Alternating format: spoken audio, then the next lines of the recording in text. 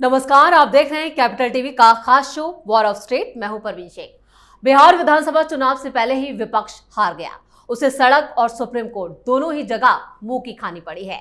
दरअसल बिहार में एसआईआर पर सुप्रीम कोर्ट ने बड़ी टिप्पणी की। सुप्रीम कोर्ट ने कहा कि बिहार में एसआईआर जारी रहेगा। बिहार में voter list special intensive revision को लेकर बवाल मचा हुआ है। वोटर लिस्ट रिवीजन मामले पर सुप्रीम कोर्ट में सुनवाई हुई और बिहार चुनाव से पहले वोटर लिस्ट मामले पर ही सुप्रीम कोर्ट में जस्टिस धूलिया ने याचिकाकर्ता से कहा, आप ये नहीं कह सकते कि चुनाव आयोग जो कर रहा है वो कर नहीं सकता। आप तर्कों से ये साबित करें कि चुनाव आयोग सही नहीं कर रहा है। विपक्षी पार्टियों ने इसे लेकर पटना में जोरदार प्रदर्शन भी किया था। चक्का जाम पूरी तरह से फ्लॉप साबित हुआ। वहीं कन्हैया कुमार और पप्पू यादव को मारे गए धक्के से कांग्रेस के अंदर राहुल गांधी को लेकर नाराजगी देखी जा रही है। क्या अब विपक्षी गठबंधन अपनी रणनीति बदलेगा? क्या गठबंधन में दरार और चौड़ी होगी? इसी पर चर्चा के लिए स्टूडियो मौजूद हैं कैपिटल टीवी के एग्जीक्यूटिव एडिटर राजीव कुमार और सीनियर जर्नलिस्ट राज सिंह। आप दोनों का बहुत बहुत स्वागत है। धन्यवाद।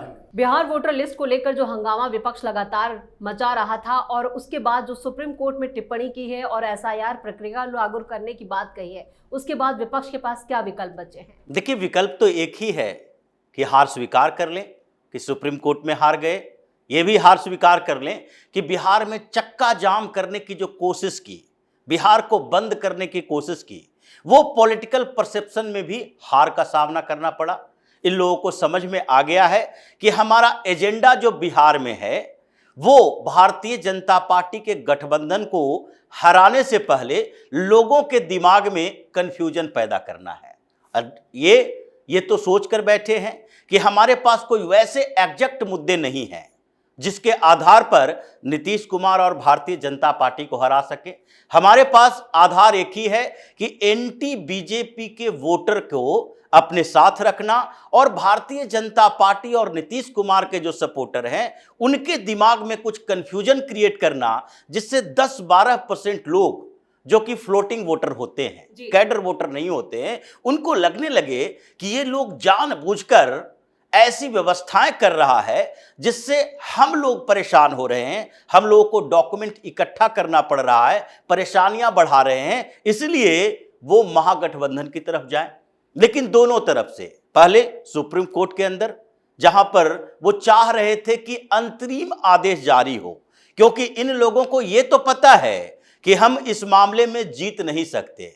इनको पहले भी पता था कि आर्टिकल 370 के मामले में हम जीत नहीं सकते, लेकिन इनको दिखाना है, बताना है, और जो जज साहब बैठे हुए हैं उनकी कुछ वर्बल टिप्पणियां लेनी है जिसको आगे के लिए आधार बनाया जा सके। इसलिए ये लोग सुप्रीम कोर्ट में गए थे कि अंतरिम आदेश तो जारी हो जाए।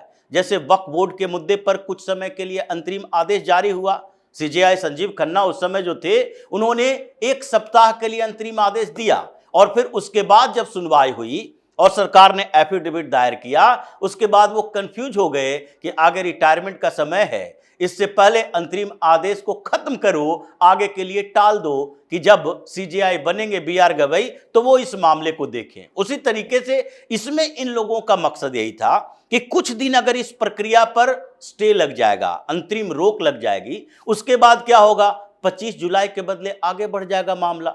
फिर तो चुनाव आयोग इस पूरी प्रक्रिया को पूरी ही नहीं कर सकती, जो टाइम दिया गया है उस टाइम के अंदर नहीं कर सकते, और इसके बाद इस चुनाव में वही वोटर रोल का इस्तेमाल किया जाएगा, वही वोटर लिस्ट का इस्तेमाल किया जाएगा जो पहले हुआ है। और इस अंतरिम रोक के बाद ये डंका बजाते बिहार में कि देखो हमने जीत हासिल कर ली, हम जीत गए हैं, सुप्रीम कोर्ट ने कह दिया कि सरकार और चुनाव आयोग की मिलीभगत थी। अब ये सारे पैतरे तो फेल हो गए। लगने लगा नहीं, चुनाव आयोग के ऊपर भी कोई ऐसी कड़ी टिप्पणी सुप्रीम कोर्ट के जजों ने नहीं की। सीधे तौर पर कहा यह चुनाव आयोग का काम है और इसको जारी रखा जा सकता है, कुछ इंस्ट्रक्शन दे सकते हैं, कुछ इसमें बातें कर सकते हैं कि और कौन कौन से डॉक्यूमेंट्स आपको वेरीफाई करना है। तो ये सारे मामले ये दिखाता है कि पहला, साइकोलॉजिकल वार तो हार चुकी है जी। और कांग्रेस हो या राजद हो, इन लोगों ने हंगामा जो किया उसमें भी साइकोलॉजिकल वार हार चुका है, क्योंकि इन लोगों को लगा कि पूरे बिहार में इससे ऐसे हंगामा होगा कि आगे 1 सप्ताह तक इसकी चर्चा होती रहेगी। लेकिन हुआ वो भी नहीं। तो जो पॉलिटिकल परसेप्शन बनाने की कोशिश इन लोगों ने की थी वो परसेप्शन न बन पाई, और आगे इन लोगों को लगता है कि कुछ समय तक सन्नाटा छाया रहेगा, फिर एक नई स्ट्रेटजी बनाने की कोशिश ये लोग करेंगे। बिल्कुल। सुप्रीम कोर्ट में चुनाव आयोग को एक बड़ी राहत दी गई, लेकिन विपक्ष जो नैरेटिव सेट करने की कोशिश कर रहा था, क्या वो अब इस पर सवाल नहीं उठाएगा? देखिए, विपक्ष तो सवाल उठाता ही रहेगा, लेकिन विपक्ष पूरी तरह से एक्सपोज हो गया है। अच्छा देखिए, ये एक प्रक्रिया है, ठीक है, चुनाव आयोग जो हमेशा करता है। सवाल है इन्हीं को क्यों तकलीफ हो रही है, ऐसा तो नहीं किसी को टारगेट किया जा रहा है। अगर बिहार में आप देखिए जो खबरें आ रही हैं, खास करके जो उधर जो बॉर्डर वाले जो एरियाज हैं, वहाँ पे कम से कम 5-6 ऐसे एरियाज हैं जो जहाँ पे लोकसभा जो क्षेत्र है, वहाँ पे एक आधार कार्ड का मसला आया होगा, आपने देखा होगा जी। टोटल जितने लोग वहाँ पे हैं रहने वाले, उससे ज़्यादा आधार कार्ड वहाँ निर्गत हुए हैं।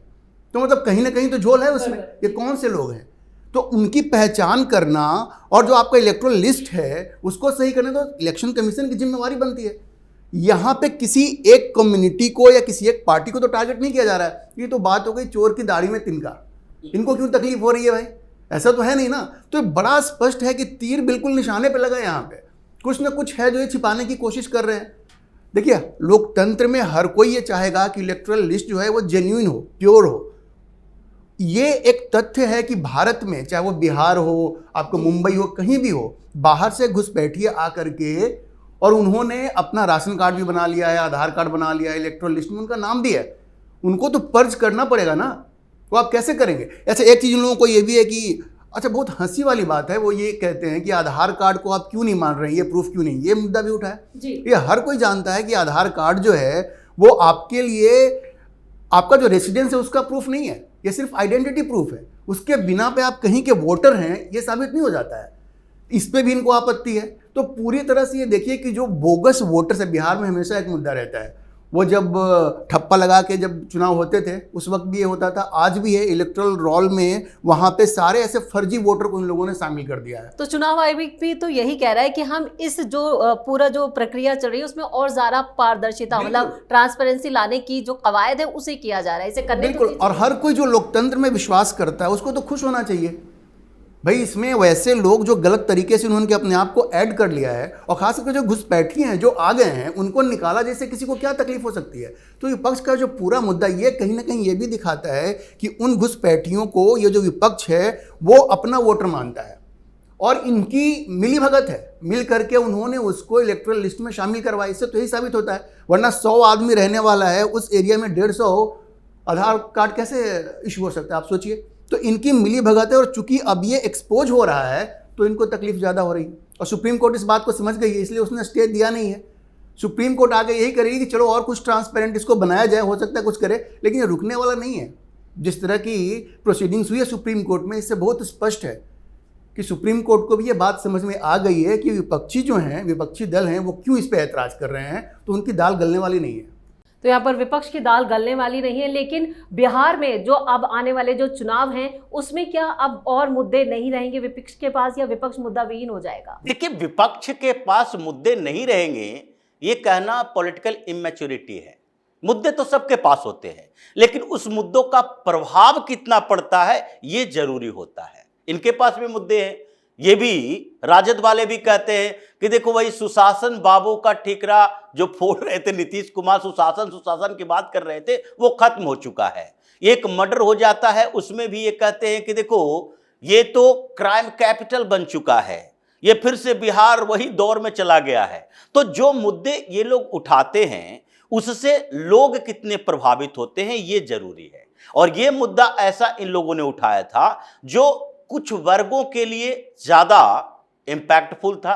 कुछ वर्ग मतलब ये जो बिहार की बात हो रही है, बोगस वोटर की बात हो रही है, जैसा राज सिंह ने कहा कि बिहार में कुछ जिले ऐसे हैं, जैसे सीमांचल का क्षेत्र तो पूरी तरह से वहां पर बताया जाता है, कटिहार, किशनगंज, पूर्णिया, अररिया, इन क्षेत्रों में ये बांग्लादेशी भी ज्यादा हैं। और फिर इन क्षेत्रों के लोग जो बाहर रहते हैं उनके पास दोहरा वोटर कार्ड भी है।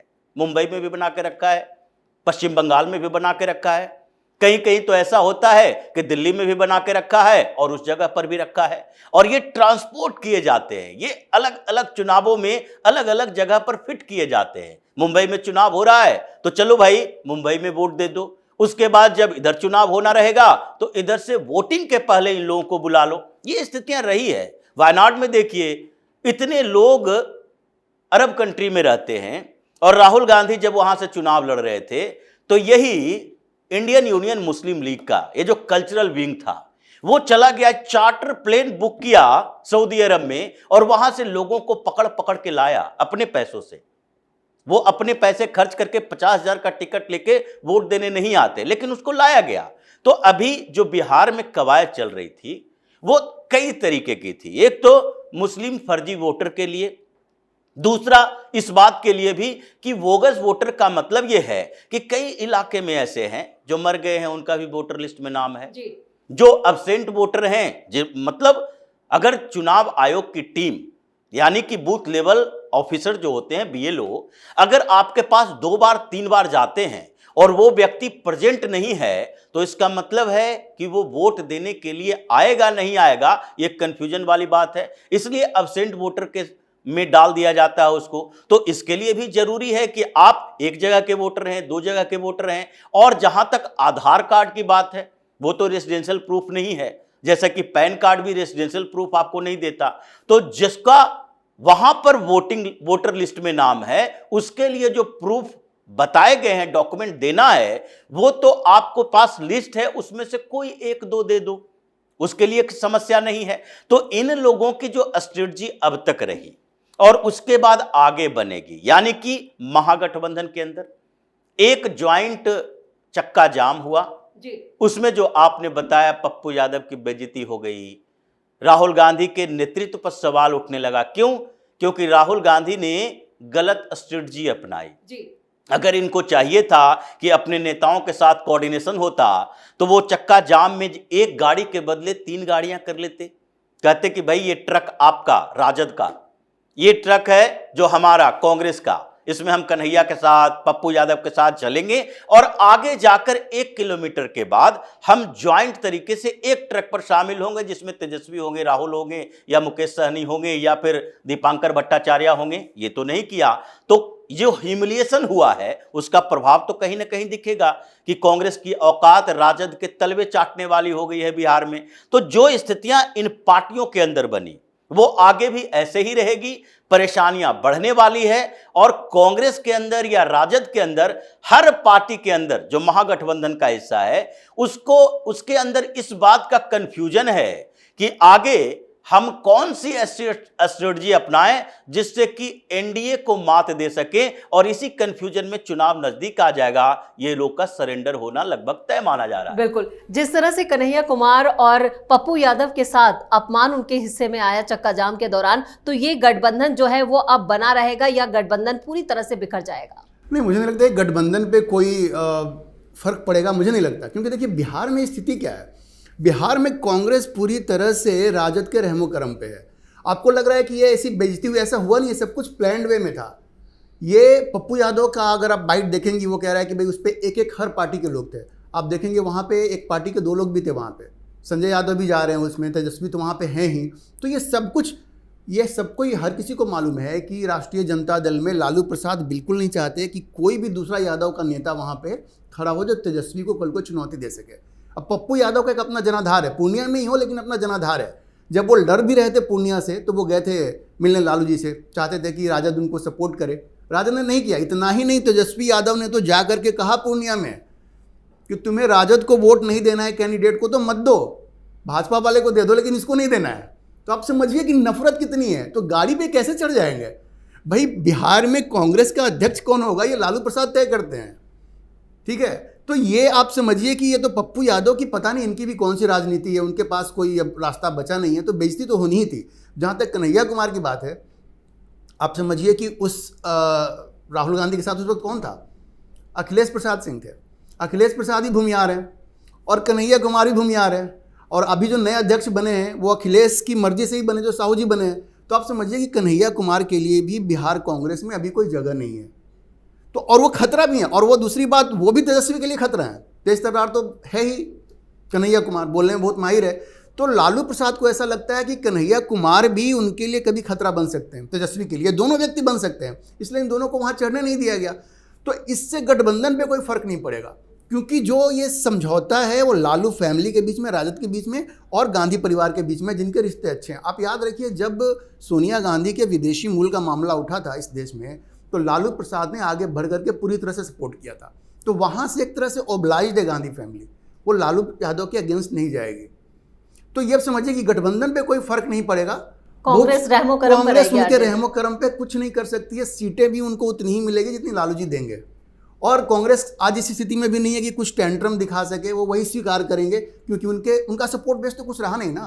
कांग्रेस का जो भी सपोर्ट बेस था वो तो अब चला गया बीजेपी के पास, जो अपर कास्ट का था। मुस्लिम सपोर्ट बेस तो चला गया उनका राजद के पास है। आज की तारीख में उनके पास कुछ है ही नहीं, तो पूरी तरह से राजद के रहमो करम पे हैं, तो गठबंधन पे कोई फर्क नहीं पड़ने वाला है। ये पप्पू यादव की बेवकूफ़ी थी, अपने आप को बहुत ओवररेट करते हैं, कन्हैया भी अपने आप को ओवररेट करते हैं। ये अच्छी चीज़ ये हुई कि दोनों को उनकी औकात इस बार पता चल गई है कि वहाँ पे उस गठबंधन में इनकी स्थिति क्या है।